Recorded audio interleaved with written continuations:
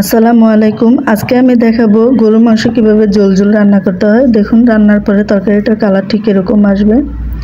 এটা দেখতেও সুন্দর এবং বিশেষ করে রুটি দিয়ে খেতে ভালো লাগে। দেখুন তরকারির কালারটা কত সুন্দর হয়েছে। তার জন্য আমি নিয়ে নিচ্ছি টুকরো গরুর মাংস। মাংসটাকে এভাবে ছোট ছোট করে কেটে নিচ্ছি। কাটার পরে মাংসটাকে ভালো করে ধুয়ে পানি ছাকিয়ে নেব। এরপর যে একটি বোলে আমি মাংসটাকে মাখিয়ে নিচ্ছি। আর তার জন্য পরিমাণ মতো দিয়ে দিচ্ছি হলুদের গুঁড়া, মরিচের গুঁড়া, আর দিয়ে দেব ধনিয়া গুঁড়া, জিরা গুঁড়া।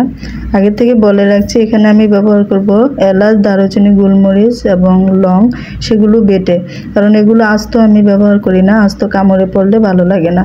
তার জন্য আমি আগের থেকে মশলাটা বেটে রেখেছি এবং দিয়ে দিচ্ছি পরিমাণ মতো লবণ।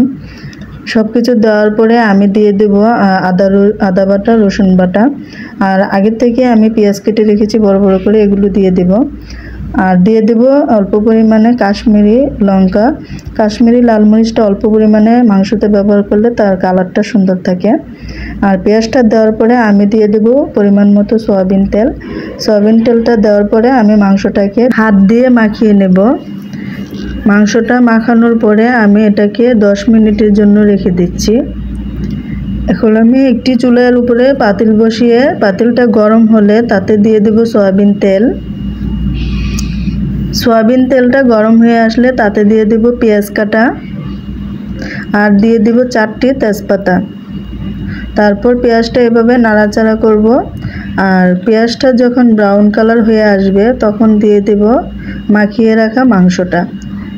মাংসটা দেওয়ার পরে আমি এটাকে ভালো করে নেড়ে চেড়ে দেব, যাতে পেঁয়াজটা নিচে থেকে পুড়ে না যায়। এই যে এখানে আমি মাংসটাকে ভালো করে নেড়ে চেড়ে নিচ্ছি এবং নাড়াচাড়া হয়ে গেলে এটাকে আমি 10 মিনিটের জন্য ঢেকে দেব।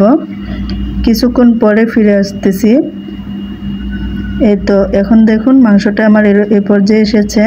এখন আমি অল্প একটু চিনি ছিটিয়ে দিচ্ছি, কারণ চিনি ছিটালে ফ্রিজের মাংস ভালো সিদ্ধ হয়। এই যে তারপরে আমি আরও কয়েকটা নাড়াচাড়া দিচ্ছি। এই যে আমার মাংসটা কষানো শেষ হয়ে গেছে। এখন আমি এটাতে পরিমাণ মতো জল দিয়ে দেব। আপনার যতটুকু দরকার আপনি ততটুকু দিয়ে নেবেন। একটু পরে আমি আপনাকে দেখাচ্ছি। এই যে দেখুন আমার মাংসটা কীরকম হয়ে গেছে।